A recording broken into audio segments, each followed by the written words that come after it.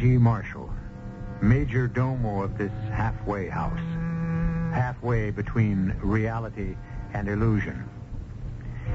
Is this all there is, this insignificant speck of dust that winds its weary way round and round a tiny reddish-yellow sun in a remote backwater of some obscure galaxy in an endless universe? Are we the only sign of sentient life? Is everything else out there, to the infinite frontiers of space and time, lifeless, bloodless, mindless? What are you waiting for? A reply? It's all we can do to pose such a question, let alone answer it. The money is no problem. I can place my hands on $1 million, $2 million, name it. What is the problem? Where can we go? Where? Yes. Once we take that money, we'll have to hide somewhere. Oh, that is no problem. We'll have to hide somewhere for the rest of our lives. Of course. I'm afraid there's no place in this world where we can do that. I was thinking of a place that is not in this world.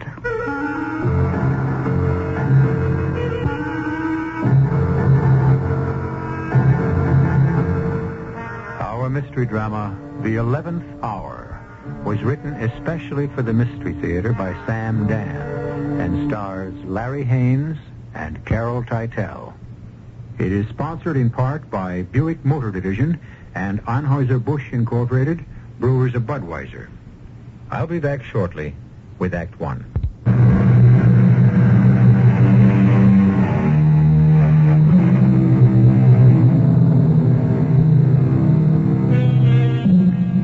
If someone were to say to you, listen, my friend, on the planet Venus, there are endless fields of platinum and gold, enormous bottomless seas of oil. The very stones on the ground are glittering diamonds and lustrous pearls. And best of all, I know a way to get there, a secret way of my own. I'll need some cash for expenses, of course, but believe me, you will never make a sounder, a more substantial, a more solid investment in your life, even if you have to mortgage your house to raise the money. If someone were to say all this to you, what would you answer? Well, before you say anything at all, remember, in effect, that's what Columbus said to Queen Isabella. Or at any rate, that's what she thought he said.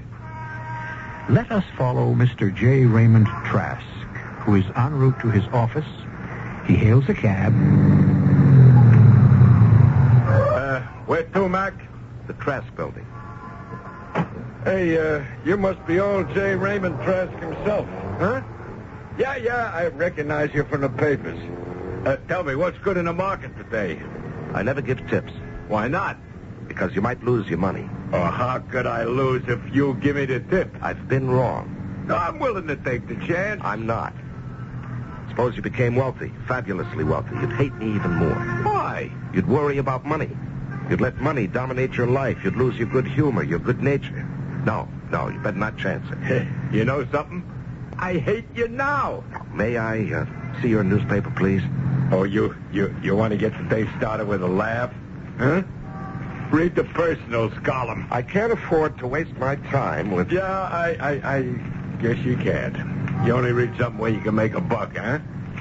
Don't you ever do anything just for a laugh? May I glance at your paper? Yeah, just read the top item in the column and then give me your opinion of it. You know, as a man of the world. My heart, my mind, my soul, my spirit... all reach out to someone. Reach out to make contact with someone. Someone I need, and that someone needs me. If you are that someone, write to me. Please write to me. At box number 898. But now what do you think of that, huh? Oh, such nonsense appears in the papers these days. You going to answer it? My good man, I shall add $1 to your tip if you'll permit me to glance at the financial pages in silence. Well, don't you need someone? Why don't you answer it? Oh, I don't need nobody. I already got somebody. But don't you need somebody? I'll make that $5. You got a deal, and I'll throw in the newspaper.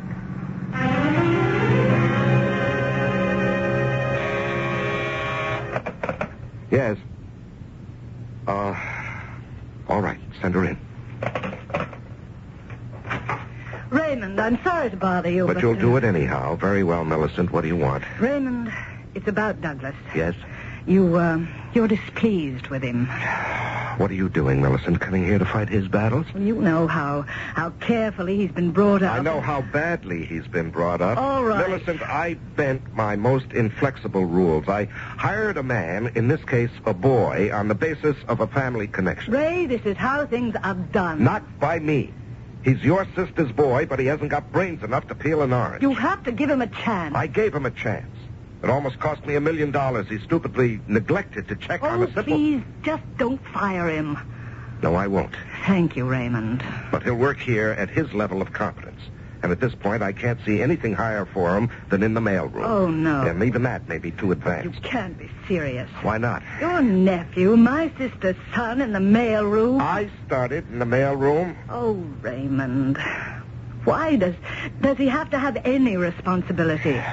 I don't follow that. Be reasonable. Look, you have more money than we can ever spend. We have no children. And so, like it or not, Douglas will be very wealthy one day. What are you trying to tell me, Millicent? He has no incentive to work. He told me so himself. Why knock my brains out, Aunt Millicent? Just to get rich? I'll be rich anyhow. Well, that's quite an attitude. Well, like it or not, it's what exists. This is the most ridiculous thing. Raymond, you can't change people. You know that. And so settle for second best. Find a tolerable or at least a non-abrasive way to live with him. That's how you and I live, isn't it? Tell him to show up at his desk tomorrow. He can't show up tomorrow. You see, he was so upset that he went away for the weekend. He went skiing. Well, tell him to show up when it's convenient. Geologists' reports show absolutely no traces of precious metals in the area. Yes, Mr. Trask? And under the circumstances, my heart, my mind, my soul, my spirit, all reach out to someone. Would you read that back, Miss Moyer? Geologists' reports show absolutely no traces of precious metals in the area, and under the circumstances, my heart, my mind, my soul, my spirit all reach out to someone. Miss Mulcair, what are you saying? You asked me to read it back. Now, what is this gibberish about my mind, my heart, my soul, my spirit all reach out to someone? But that's exactly what you dictated. When? Just now. Now, why would I make a ridiculous statement like that in the middle of a letter to the chairman of the board? Oh, I'm sorry, sir. Now, let us continue, Miss Mulcair, please. I cannot see how we can possibly justify committing a substantial investment to, reach out to make contact with someone. Mr. Trask, sir. Yes, what is it? You're doing it again. What? Well, you just said, I cannot see how we can possibly justify committing a substantial investment. I reach out to make contact with someone. Miss Mulcair, please go to your desk, recover from whatever it is that seems to be affecting you, and then we shall try again. But Mr. Trask, Fortunately, your long record of service testifies to your sobriety and common sense. If necessary, take the rest of the day off. But Mr. Trask... That'll be all, Miss Mulcair.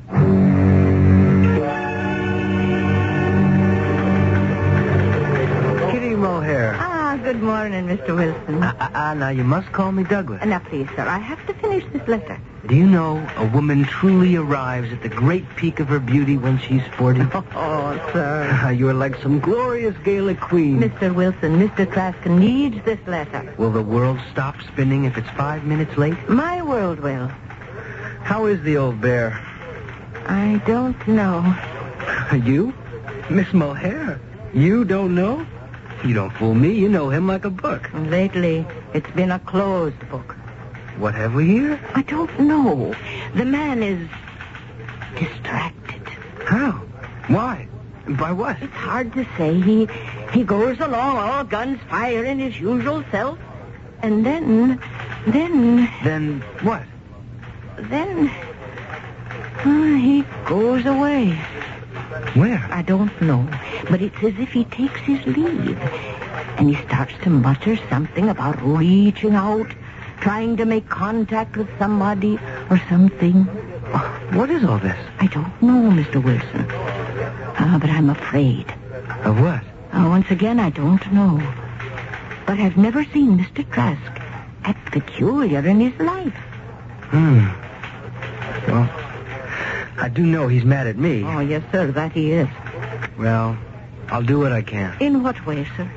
Oh, the poor guy. He's been cooking so hard it finally got to him. I won't irritate him anymore. How can you not irritate him? I guess I'll just have to turn over a new leaf. Let me go in and talk to the old boy. Good morning, sir. Oh, it's you. Yes, sir. And I got the decks cleared, and I'm ready for action. Now, let's understand each other, Douglas. Your aunt and I had a serious discussion, and she's right. You're a jackass, but you were born lucky. So you'll always be assured of a plentiful supply of hay. I must say, Uncle Raymond, you're not much of a flatterer. That's because I'm pretty much of a realist. So, you've got your office, your secretary, your salary, and just keep out of the way. Uncle Ray, I've done some thinking. That's all, Douglas. I've decided to make a fresh start. My heart, my mind, my soul. See, I've learned something from you. My spirit. The secret of success, and I'm going to make it work for me. Reach out to someone. Reach out.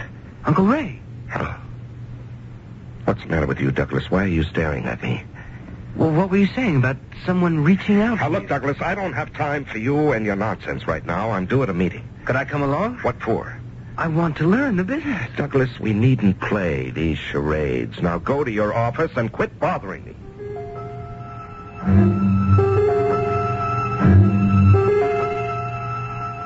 If you are that someone, write to me.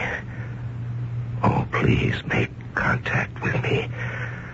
Write to box number... Raymond, Miss Mulhare said there was no one in here with you, and I... What? What is it, Millicent?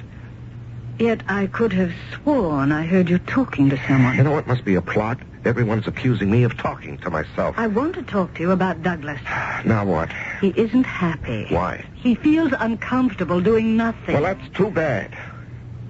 Are we, dining at home this evening? I'm going away for the weekend with the Johnsons. I see. What does that mean? Nothing. We agreed to live this way a long time ago. We don't like the same people, the same activities, and so you go your way, I go mine. Oh, I suppose I'll see you Monday evening, huh? I suppose so. Good night, Raymond. Good night.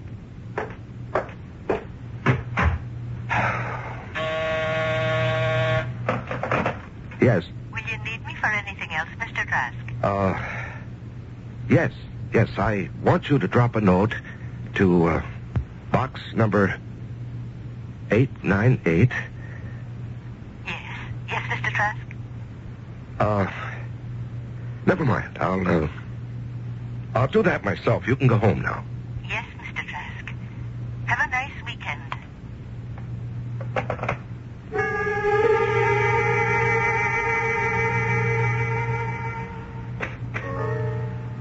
To box 898, Herald Chronicle. I am making contact. J. Raymond Trask is my name.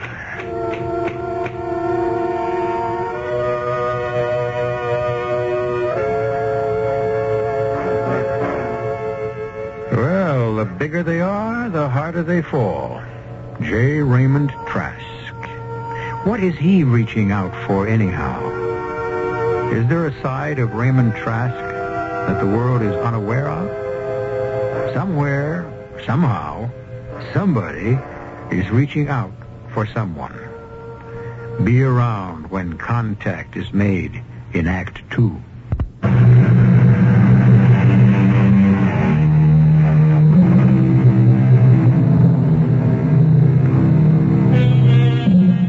Sometime when you get the opportunity, you might read a fascinating story by Mark Twain called Punch, Brothers, Punch.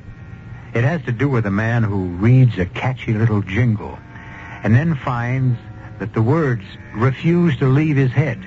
He keeps hearing them day and night.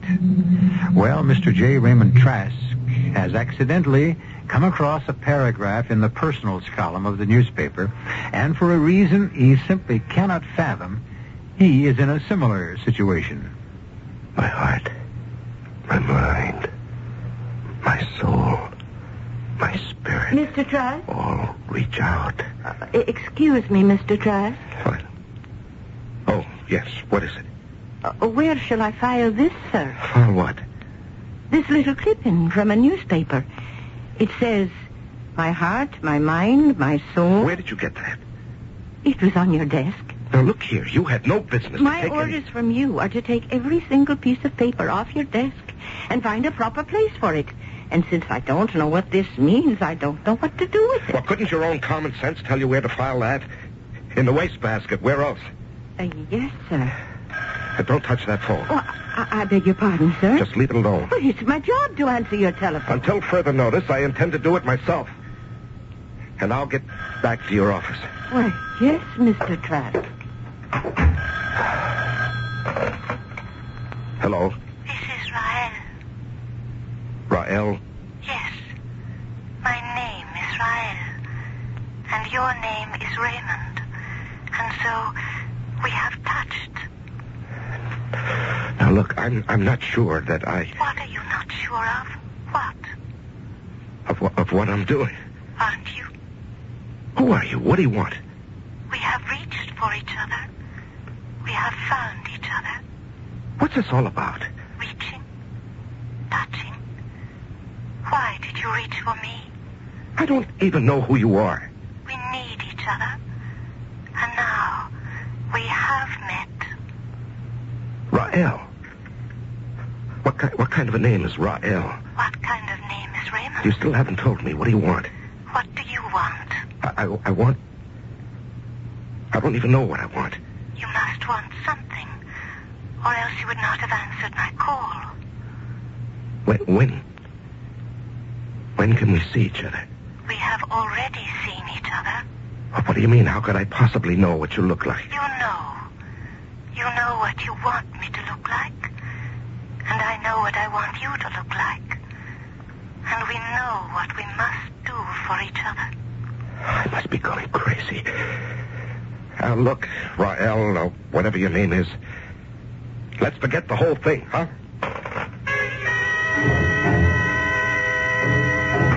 Uncle Ray, What are you doing here?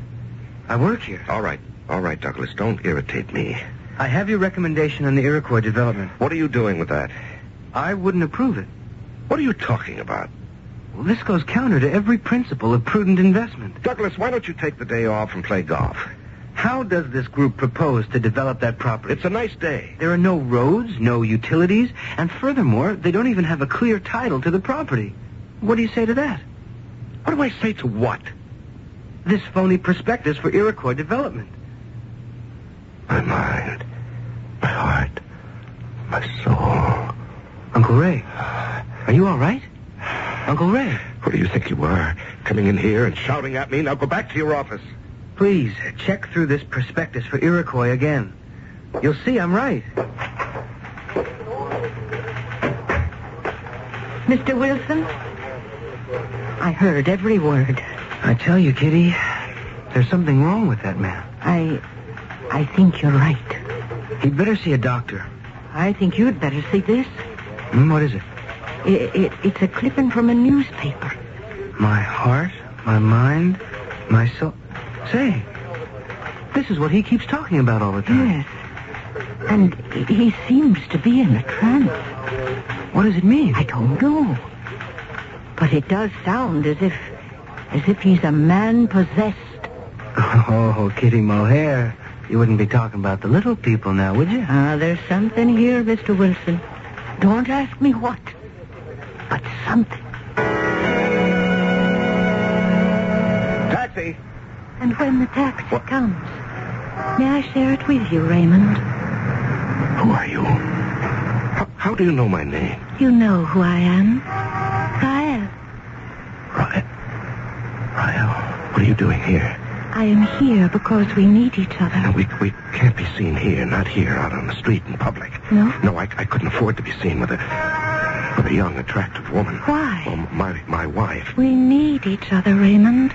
What is this thing? I read a paragraph in the paper, and I can't get it out of my head. You need me, Raymond. Come to see me. No, I can't. I shouldn't. Where? 22 Addison Road. Why? I don't think I can. Search your mind, your heart, Raymond. Do you have any choice?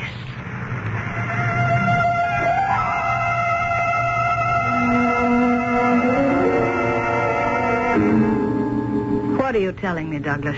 I don't know. There are two crazy things going on, both of which are completely out of character for Uncle Ray. First, he mutters some gibberish from this ad in the personals columns of the paper. And the second thing, and this is what really gets me, is the Iroquois development deal. I never heard of it. Well, he's worked on some real estate thing. It's going to take millions. Now, that's nothing new for him. It's wild, barren country. I mean, you can't sell it to anyone. I assure you that Raymond can find people to put up money for anything. But this isn't a public offering. This is something for the company to finance on its own. How do you know all this? I told you. I'm serious about the business. I want to learn it. As a matter of fact, I'm even getting to like it. What can Raymond be thinking about? I don't know. And I hate to say this, but I'm afraid that Raymond is... Well, he's not competent to handle the business. Douglas. Well, something has happened to Uncle Ray. I don't know what it is, but he just isn't the same person. It's as if he's a stranger. A man who no longer has the faintest idea what he's doing in that office. Just a minute, Raymond. How did you know it was Raymond? Come in. Is this how you pictured the house? I don't know how I pictured it. A house like any other house on a suburban street? I'm here. Each of us wants something from the other. I don't know what you're talking about. Then leave. It was wrong of you to make contact. Leave and give me a chance to find someone else. I want the Iroquois project. Yes? You don't know what that means, do you? You will tell me. One day I was sitting in my office and a question crossed my mind. The question was... I hope you're not going to laugh. You know I will not laugh at you. And I know you will not laugh at me. I asked myself, what am I going to do if there's a God? Yes? You see, I've lived my entire life as if there isn't any God. Do you understand? I understand. I have done everything. Well, no, not everything, but many of the things that God would disapprove of. I admit that, flat out. Yes. And I can't be a hypocrite about it. So, what do I propose to do? The Iroquois project. It's a 100,000-acre tract of wild, undeveloped country. I want to make it a place where people can go and live and find peace. Do you understand? Yes. That's good. Because nobody else will. I'm not selling anything. I'm giving it away. Anyone who wants to can live there for as long as he needs to, and everything is provided, free of charge. Do you see? I see. So, if there is a God, this will square me with him. For what I've taken, I shall have returned. But if I'm going to be okay up in heaven when I die, I'm going to be in plenty of hot water down here on Earth while I'm alive. You know that. I know. Now, in the first place, they're starting to ask questions right now in the office about the project. My wife is an officer of the corporation. She could move to stop what I'm doing. I can help you. Well, from one viewpoint, it can all look like a giant fraud. You see, from another, it can appear that I've gone completely insane. I see that. So what I can expect to get out of the Iroquois project is to spend the rest of my life either in a prison or a sanitarium, and that's why I need someone to help me. To help you do what? Escape. But so far, you have done nothing wrong. But I have. I've done more than just think about the project and talk about it. I've already spent an enormous amount of money on it. Money I simply cannot account for if I would have to. That's why I must escape. And that is why you reached out for me.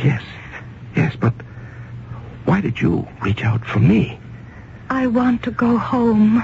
Where's home? I cannot explain it. Why not? You could never understand Well, it. it has to be simple. Just tell me the name of the place. Rael. But Rael is your name. I said you could never understand it. Everyone who lives on Rael is called Rael. But it is the way it is said. Now, look, it has to be somewhere. How many miles? In which direction? No. It is here. Here? What are you saying? It is the other side of here. There is no way I can make you understand it. Just as I really do not understand the real meaning of your Iroquois project. But I believe you, and you must believe me. Will you say you believe me, Raymond? I believe you, Rael. But if you don't come from here, what are you doing here? I was very young, and I was very foolish. And one day, I decided for force. Do you follow me? Well, I'm not sure. And it brought me here. But it does not work anymore. And I need a new one. How can you get a new one, whatever it is? You are going to help me, Raymond. Me? How? What do I know about it? And from what you're saying, you're talking about a level of science that we have yet to achieve here on Earth. I know. Then how can I be... Every civilization has its mysterious force. The basic essence that makes things happen. I discovered the one that you have on Earth. It is money. Well, that should have been obvious. Not to a stranger. And it is money that can create my force field that will take me home again. But no one on Earth knows how to build such a machine. I do. I will use the money to transform the raw materials into energy. That'll take machinery and skill. No. You see, you here, on what you call the Earth, use your money literally. The money transforms a tree into a house. But first you go through the motions of physical labor. I know how to transform the money into pure energy without wasting time or effort. Do you understand? Well, I think so. I'm not sure. Could I go back with you? That is the only way you can escape.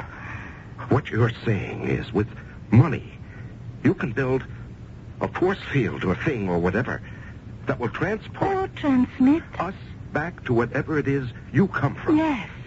Do you know how much money you'll need? I have priced the values of the basic raw materials. I will need exactly $1 million.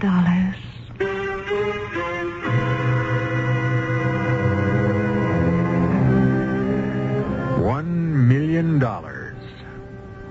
True, in these days, $1 million is no longer an awe-inspiring sum, but it's hardly an amount to be bandied about lightly. And consider the conversation you've just heard in context. Is it possible that J. Raymond Trask is one of the shrewdest articles in the financial world? Everybody thinks so. Well, estimates will be revised, upward or downward, when I return shortly with Act 3.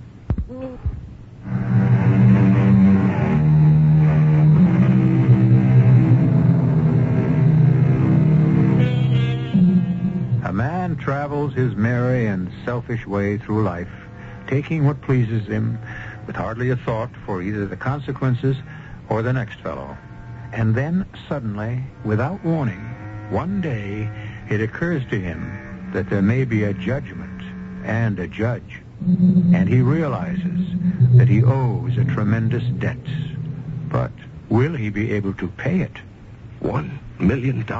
I can convert $1 million into the energy required for us to escape. Well, it won't be easy for me to raise $1 million. I know. No, I'm afraid you don't. You'd have no way of understanding the complications. That is not what is difficult. Those are the mechanics. You can solve them. The conflict, the true difficulty, is now within yourself. You are beginning to doubt and to question. Well, I wouldn't exactly say that I have been through this before. What do you mean? Before you and I made contact, there were others. Others? I reached out and touched others before I touched you. Do you mean you actually spoke like this? I have been here a long, long time. But in the end, they all failed me. That was because in their hearts, they really did not believe me. Do you believe me, Raymond? Well, This is the crucial time, Raymond. Right now, this minute. Well, I can read your mind. You can? Yes. You are saying, what am I getting into? I read some notice in a newspaper, and here I am talking to a strange woman. And it has to be crazy. Isn't that what is going through your mind, Raymond? Maybe, but it has to be. It has to be. After all, this doesn't make sense. Isn't that why you are here? Because you are tired of making sense. That is, what passes for sense in this world. Aren't you looking for a different world? My world? Come with me, Raymond. Come with me. Yes. Yes, Ryle. Yes, I'll come with you.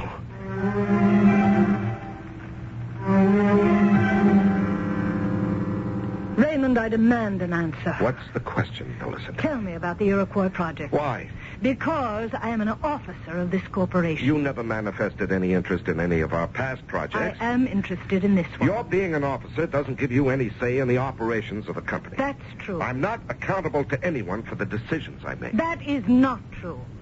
Especially when I have reason to suspect either fraud or incompetence. And what makes you suspect either? The project is an expenditure of a vast sum of money with no clear way of realizing a profit. Well, naturally, it's a non-profit venture. So I must assume that you have some scheme for diverting the money into your own pocket, or that you have taken leave of your senses. And just what are you going to do about it? Go to court.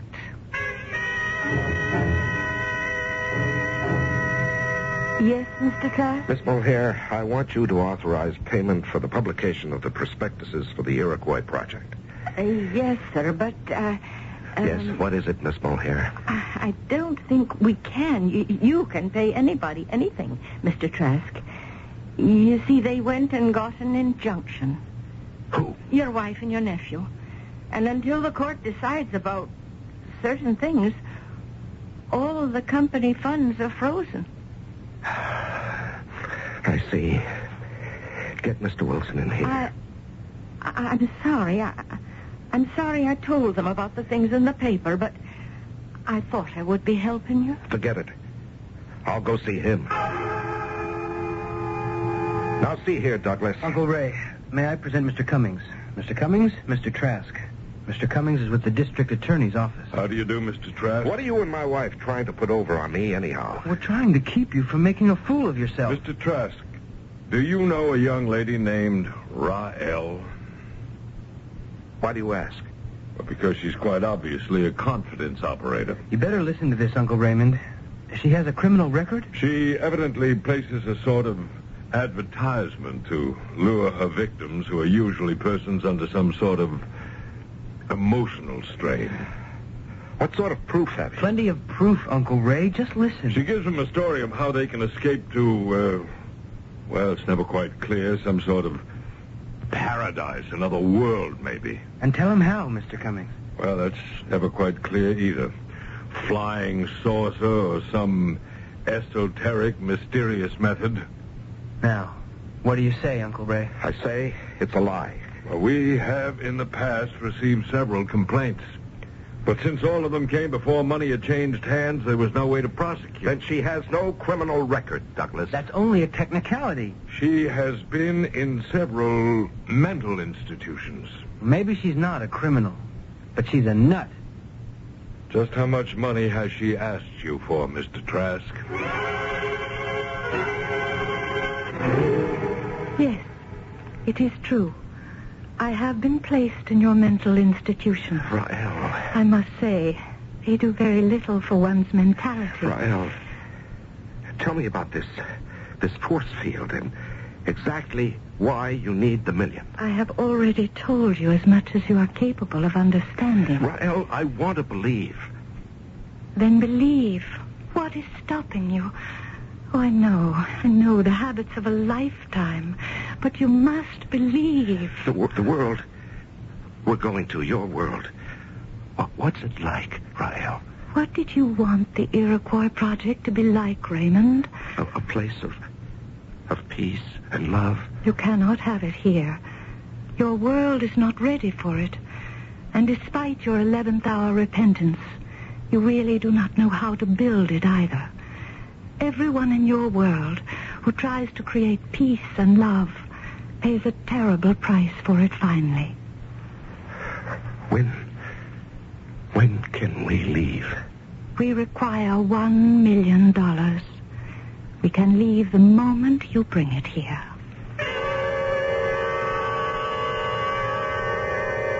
Mr. Trask. Your Honor, I protest this entire procedure. No one has a right to drag a man into a court of law and put his sanity on trial. Mr. Trask, none of your rights have been violated. Indeed, it is the duty of this court to ensure that they are protected. Then what am I doing here? For your own protection, as well as for your families and the stockholders of your company, it has been proposed that you undergo a series of tests to determine your mental capability. In other words, to have me certified insane so my wife and my nephew can strip me clean. Mr. Trask, this court has no such aim in view.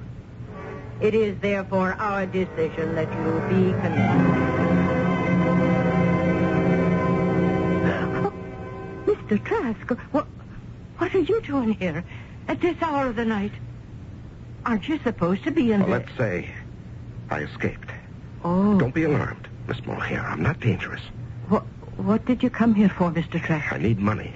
Money? Well, I can imagine you would. I have some money. It's not much, just a few hundred, but it could get you a plane ticket somewhere. No, thank you. I need $1 million. $1 million?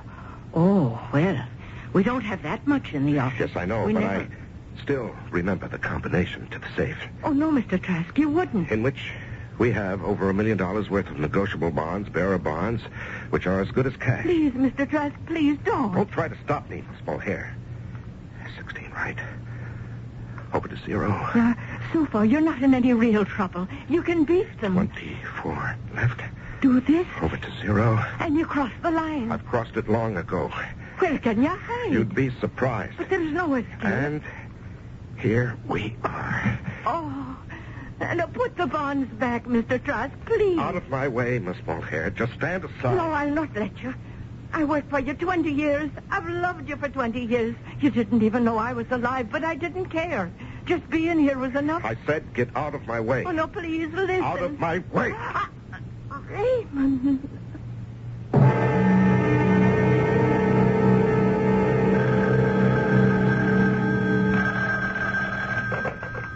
Cummings here. Mr. Cummings, my uncle broke out of the institute. We know. He went to the office and took $1 million in negotiable bonds from the safe. He must have gone to that woman's place. He's there now. What? We've had a place staked out. Our man saw him go in there. Don't let him get away. The place is being watched. Don't worry. Rael. Raymond. This is the money. It's even better than money. Look. I see. Rael, I'm a desperate man. Everything I've done until tonight might be interpreted in two ways. But now I've crossed the line. I've stolen this money. But it is your money. Well, it is and it isn't. But I have to know, What Rael. do you have to know? Is it true? What you promised? Look at me, Raymond. Look at me. We are making contact. Yes. Our minds, our hearts, our souls, our spirits are touching. Yes. And now, with the money, I shall create the force that will remove us from this place. Close your eyes. Close your eyes now. Now, hold my hand.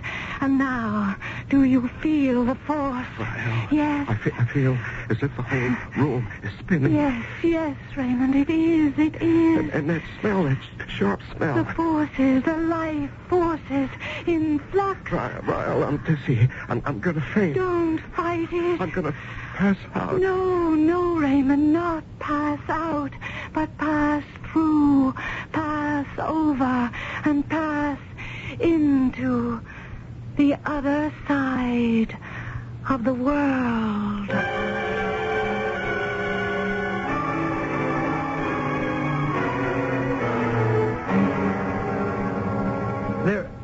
They're gone.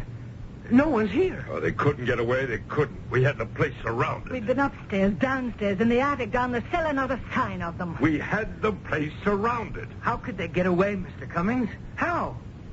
I don't know. They must have gotten past your men somehow. Now, look. They can't get away. We've set up roadblocks. We're covering the airport, the bus station. They have no place to go and no way to get there. We'll have them in hand in 24 hours. I promise you.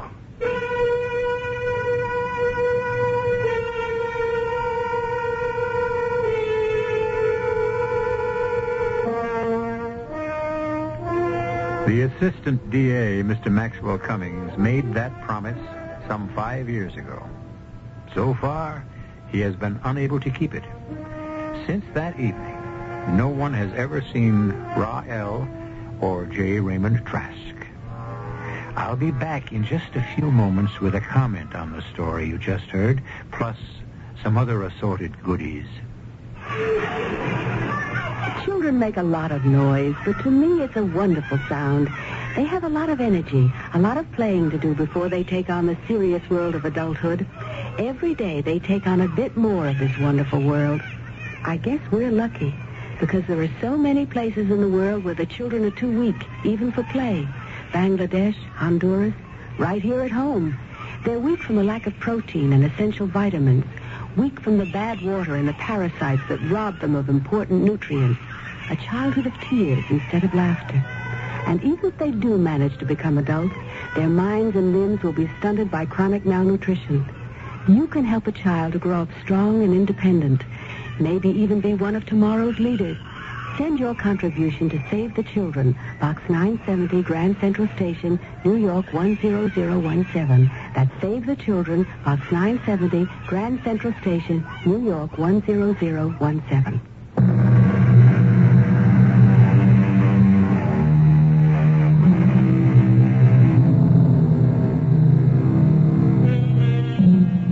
They say you can't be all things to all people. We can, because our stories have something for everybody. Do you want to believe Rael is a visitor from another world? Such an assumption cannot be disproved. Is she a slick flim-flam artist? Well, if that interpretation makes you feel better, be our guest. It is scientifically possible to create a force field to break away from the world. It's also practically possible to elude even the tightest police surveillance. All things are possible, especially here, 7 times each week. Our cast included Larry Haynes, Carol Teitel, Mary Jane Higby, Don Scardino, and Arnold Moss. The entire production was under the direction of Hyman Brown. And now, a preview of our next tale. The Greeks and the Romans were hardly barbarians. In many respects, their civilization was superior to our own. And in the second place, it is the height of arrogance to call anybody's religion nonsense. Are you trying to tell me that this silly-looking oaf that is employed in our stables is actually an ancient Greek god called Vulcan? His Roman name was Vulcan. His Greek name was Hephaestus. All right. Just answer one question. If it's true, what is he doing here working for us, this god of yours? With very few exceptions. A visit from the gods usually meant a great deal of trouble for the people he called on. What kind of trouble? I just hope we never find out. The hard way. Radio Mystery Theater was sponsored in part by Listerine lozenges. E.G. Marshall inviting you to return to our Mystery Theater for another adventure in the macabre. Until next time, pleasant dreams.